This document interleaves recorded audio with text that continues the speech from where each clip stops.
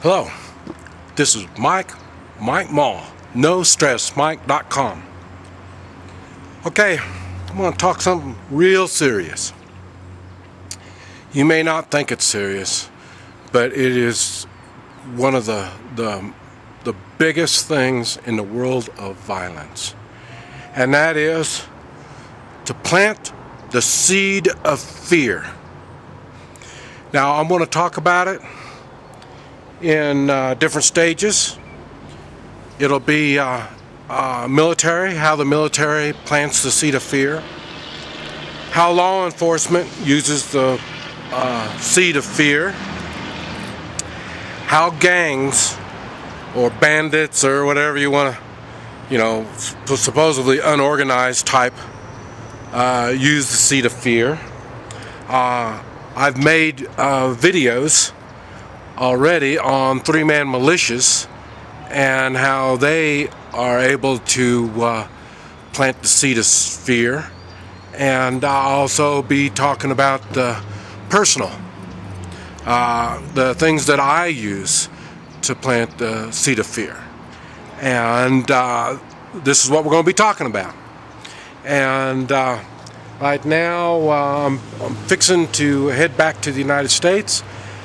It's been about almost a week now since I had my encounter with the killer caterpillar, and so it's kind of took me down a little bit, weakened me down. So I'm running about a week late on on getting back to the United States. And I'll tell you that caterpillar put the seed of fear in me. I saw a little caterpillar just crawling around on the ground here just a couple days ago, and it struck fear in me.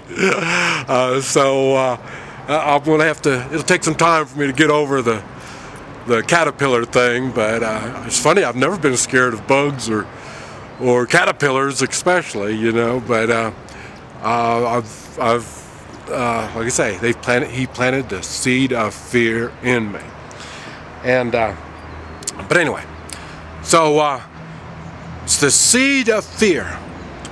What is the seed of fear, and why do you even use the seed of fear as a tactic? Okay, well,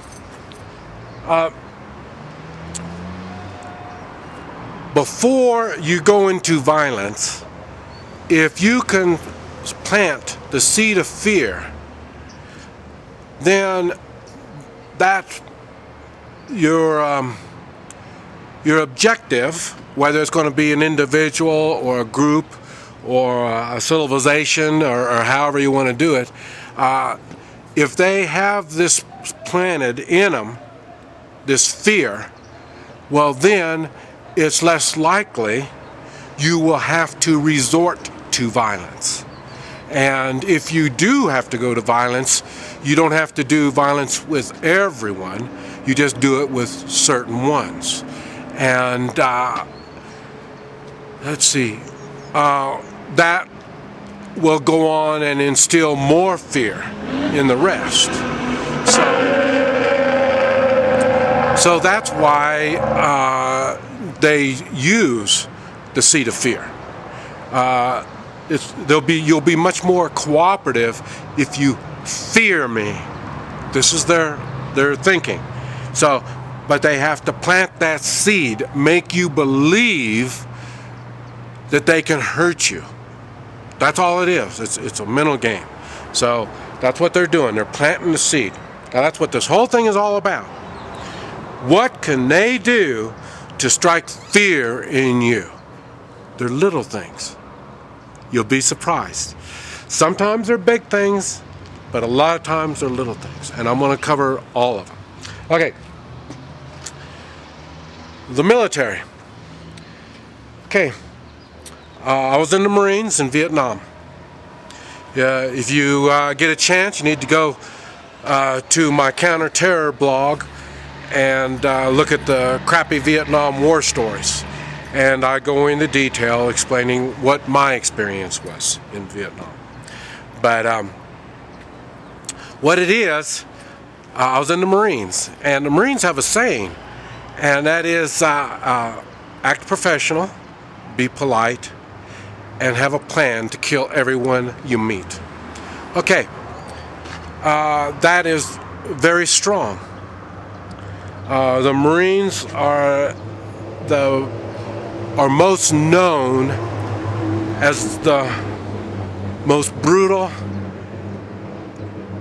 and effective fighting force in the world. And my experience tells me that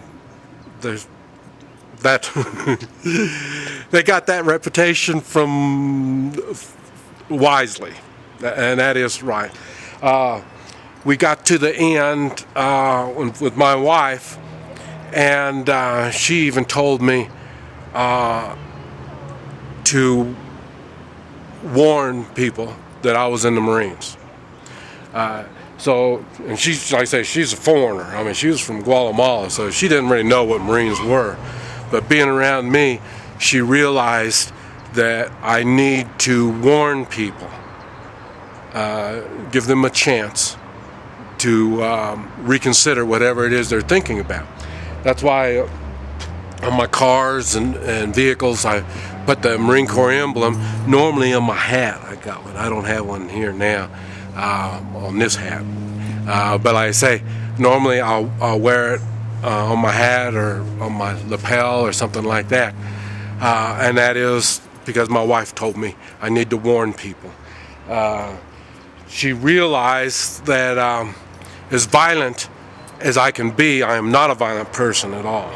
But she does realize I've got capabilities and I need to warn people. So I'm going to let you know what the Marines do, or what I've seen the Marines do, and other military units. Okay, the first thing is, in the Marines, they're well disciplined. They act really good. They're well mannered, and they're just, I mean, they do good. They look good. You see their dress blue uniform, they're sharp looking. So in other words, they look the part. They look the part. When you see them march, if you ever get a chance to watch the Marine Corps drill team, you need to see this. And marching, when I was going through boot camp, that was a big thing. They really let you know how to work together, and marching was the way they did it. So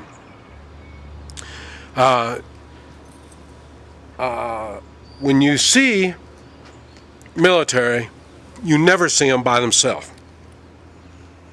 You're right back to the same thing. They are trained as a unit. They are trained as a unit. And as a unit, they work as a unit. It's funny because one of the people that I taught was a major or something like that in Army Special Forces. And this is where I learned military is trained to work as a unit. And what happened with this guy, he got in a fight with three guys. Three. Special Forces, and he got in a fight with three guys, and they were armed with a bottle. I think one of them had a bottle.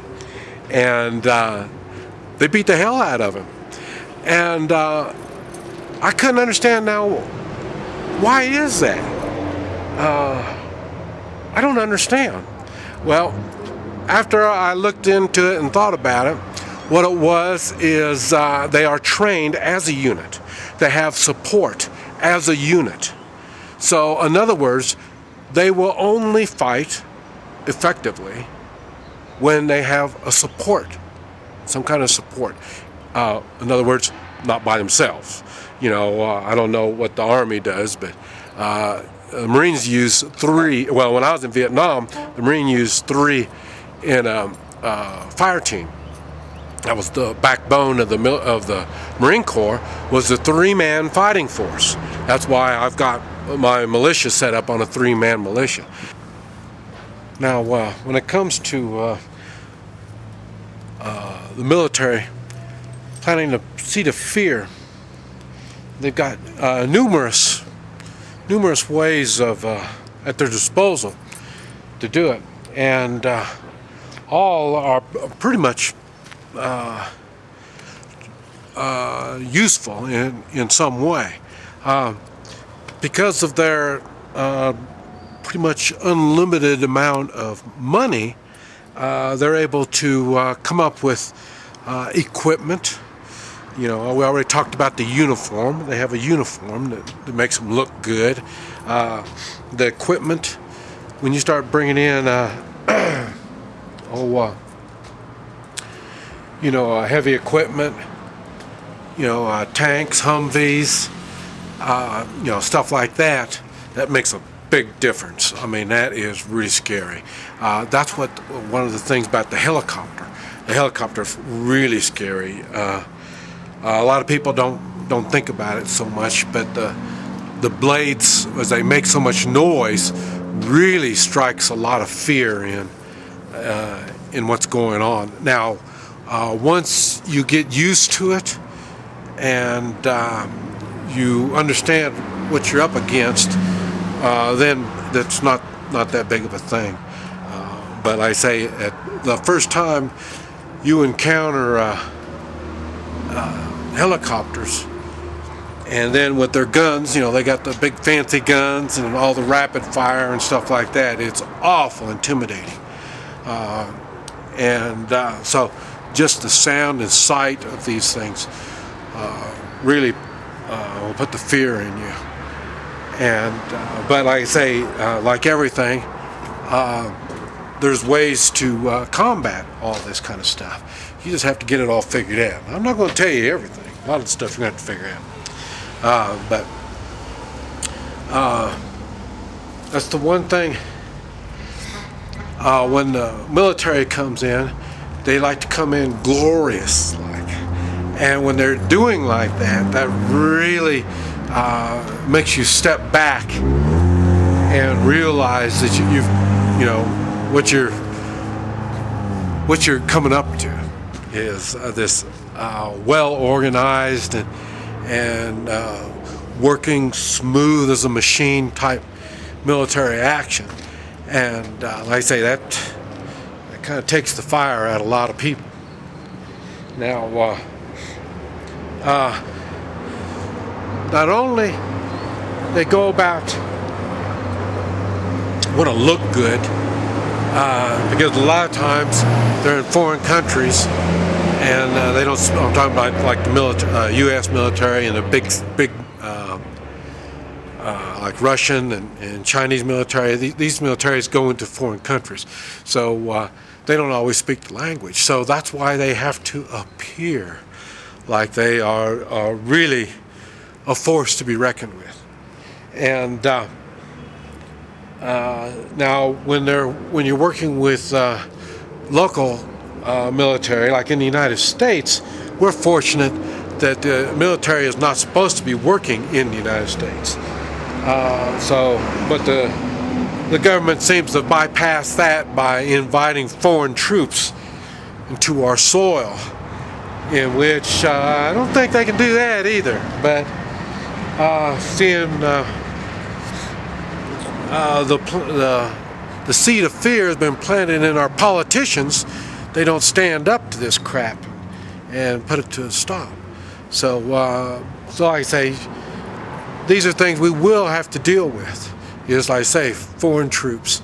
And like where I'm at, Central America, they have their own troops that work in their own borders. And now, matter of fact, they started using military and police. They put them together. They work together. About the only thing is the military's got the bigger guns. You're talking about the rifles. And I would say, seeing here they don't trust their police. Matter of fact, they don't trust their military either. But their police, I doubt if a lot of them even have 6 or 8 bullets, if they have any bullets with their guns.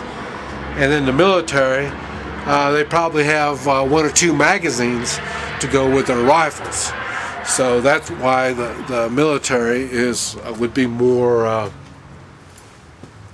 let's see, more firepower. I say they got the rifles, and the police use either handguns or Uzis, 9mm Uzis. But then the military would use the rifles. And the police are a scary bunch to work with anyway, if you come up against them. And then now, with the military working with them, it makes it even worse yet. Now they're really a kind of a scary bunch to deal with. Now, one thing I've also noticed is the people or countries tend to terrorize their own citizens more than foreigners or tourists. I say they look at me more like money, so I can get away with a little bit more than what the local people can get away with. But watch out, you do something wrong, and they come down on you even harder when you're a tourist because of the money. But I say the appearance when the military comes in with all their equipment, whether fancy uniforms, their big rifles, or regular big guns, equipment, these are all things that plant the seed of fear in you. You automatically feel overwhelmed. How could I possibly stand up against something like that? And so I say it does happen. Of course, in Vietnam, I've seen it, and I was on one end of it. And then when I was down in Venezuela when they were having the change of government down there, and I was on the other end of it then. And last week I was in Naba in Guatemala, and it was kind of like it was the killing fields in the 1980s. They had over 200,000 people killed there. And it was funny because when I was there, I could look and I could see what they did was basically the same thing that we did in Vietnam. And you could see the way the military would have, I say, they destroy the crops, they destroy the housing. It takes something like the military to do something like that. Now we couldn't, just wipe off a whole side of a mountain. More than just one side. They did a whole bunch. I mean, as far as you could see, mountain after mountain, they stripped it. And most people couldn't do something like that. It would take something like a military to be able to do something that wide scale, kind of like what we did in Vietnam. And be able to wipe out thousands of acres of jungle. And that's what they did down here too, the same thing. They wiped all that out. The military would use, what do they call them? What do they call this? Like hit teams, would be kill squads or something like that. I forgot what they called them down here. But they would go around and same thing, kill people. And that would take out a family or individuals, this type of stuff, kill squads, and they would just take out certain ones, and that plants a seed in everybody, plants a seed of fear for everyone. And down here, like I say, they did it, and like I say, in Vietnam, we did the same thing in Vietnam. And these are ways to plant fear in the general population when it comes to the military. because I say the military, like same thing here in Vietnam. Now, whether we talk about a regular organized military or a guerrilla force type military, they did the same thing. At night, the guerrillas would come into the villages and towns and take food and whatever it is they need from the peasants. Just love the rebels. No, they don't. You get screwed by the rebels, and you get screwed by the military. They both do the same thing. In Vietnam, we did that, and then here in Guatemala, they did the same thing too. I was talking to a guy, and he was saying that he was like 10 years old at the time, and the guerrillas came in at night, and they took whatever they wanted and stuff like that, and they ended up killing his father, and he saw him kill his father. And you would think, oh, that's a horrible thing, and so then he hates the guerrillas. Well, that's what they do at night. In the daytime, the military runs the place. That's why I say they stripped everything. I mean, all the trees, the jungle. They leveled it in the way of growth. No growth at all. No food, no nothing. You were dependent on the government to give you food. And so in the daytime, you're doing like that. And then when you're nice, the military would give you food. If you're not nice, and this is what is in his case, he saw that they would take hundreds of the people in the village and take them out and kill them all. And because they were helping the guerrillas at night, the rebels, like they wanted to help them, kind of like they want to help the military. They don't want neither one of them. They're both bad when you're the one in the middle. So, and it ends up in war like this. The only thing I can think is you're going to have to take sides, one side or the other. And when that happens, same thing. You're going to be killed. So, but they use they plant the seed of fear to get you to join both sides. If you're scared of the guerrillas, you will help the guerrillas. You will be more willing to. Whether they kill your family members or not, you will fear them and you will help them. And that's what we're talking about. You can get people to follow you with fear, or you can get them to follow you with respect. And that's the game that's played. And planting the seed of fear is what's going to make you choose which direction you're going to go with. Now, the military will use the fighting part is the easy part. Just go out and kill and do your thing. I know I had a World War II vet, and he was saying that he was amazed how in Vietnam that we had it so rough and we could survive something like that. And I was thinking, World War II, that was terrible. I mean, all those people dying and all the misery and all this kind of stuff. I felt sorry for him.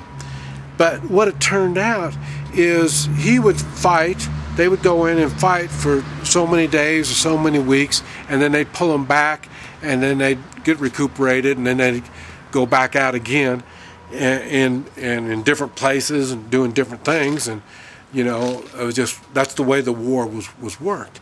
And he said it was amazing to him. I was out 13 months. And so, I was in the jungle for 13 months. I only came back one day a month to come, and I came out of the rear to get a new uniform, get my wounds taken care of, haircut, stuff like that. And I was back in, usually less than 24 hours, I was back in the jungle again. And I'm not saying I was fighting just pretty much fighting every day, but we fight among ourselves, or we would fight in combat conditions. But if we weren't fighting, there was a threat of fighting all the time. Now, another thing, in my particular case in Vietnam, at night, we did most of our fighting at night. It's not like we would go out and hunt them. I mean, they found us, and that's in the evenings you could hear them. You could smell marijuana, campfires. You can smell all this stuff in the air, and not only body odor, and going to the bathroom and all this kind of stuff. You can smell these people out there in the dark. So we knew this stuff was coming. We knew that the combat was just within minutes or hours, and on the big ones. And like I say, so I mean, there's like 100 of us, and there'd be anywhere from 500 to thousands. Like I say, one time was estimated 7,000, and so we knew it was getting ready to get ugly, and there's really not a whole lot you can do about it. So you prepare to do what you have to do, and so when the military and police go along with this quite a bit too.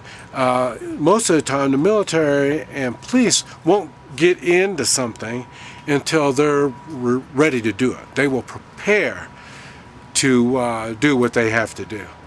And like I say, when the helicopters start coming in, they're not just accidentally coming in. Everybody's already in place. Then they bring the helicopters in, or the artillery fire and mortars and stuff like that. That stuff starts coming in once everybody's in place and they're going. So, and the same thing with police. They kind of do the same thing. They don't drive up until they got all 10, 20 of them coming. So the one just by himself isn't going to do it. And so, like I say, when the military, when they take place, get ready to do their thing, it's usually overwhelming, and that's what they try to do, is overwhelm and strike fear. And I say, if anybody with any knowledge of history realizes that a lot of times they try to strike so much fear in you that you will surrender without a fight. In the days of the castles and stuff like that, if they'll come out there and they'll look like they're going to be able to storm your castle and stuff like that. And if you surrender and just open the gates and let them in, well, then they'll be a little nicer to you.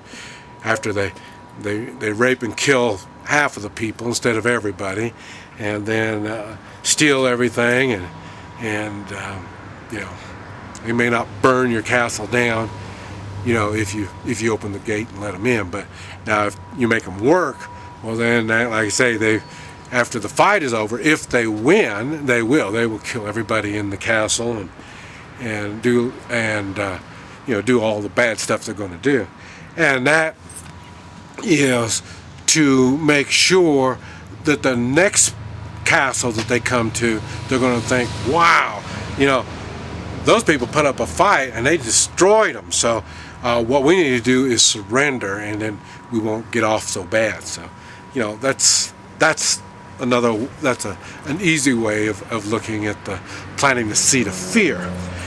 But it's basically the same. They do the same thing even now here. It just may not be so obvious, but in war, it's the same tactics are still used. And I say so you have to get your mindset on what it is that you're going to do and how far you're willing to go when it comes against the military. what's going to be your limits, and what are you going to do. So military is it's another world when it comes to planting the seed. They've got many ways that they can scare you. They use what do they call those little planes come around there? They try to say, well, we can go on and shoot this cruise missile from this little plane and get you, or stuff like that. And they're trying to plant the seed of fear on what it is that they can do. Now, some of the stuff they can do and some of the stuff they can't. And but it's just the seed is what they're trying to plant, and it gives the other military people, gives them more strength when they're thinking, wow, we got helicopters behind us, we got artillery, we've got all this new technology behind us and stuff like that. And these are the things that not only plants the seed, but it like I say, it pumps up the military people. They think they're better because they have more equipment and stuff like that. And that's what it takes. You got to build up the confidence. They're building up their confidence so then they can tear down your confidence. That's how the seed of fear works. Now, where do you draw the line? That's at an individual level on how far you're going to go. The military will come in and destroy complete communities. People don't like to talk about it. We try to make ourselves feel like we're civilized and we don't do this kind of stuff. But they did it in Vietnam, Venezuela. The military does that type of stuff.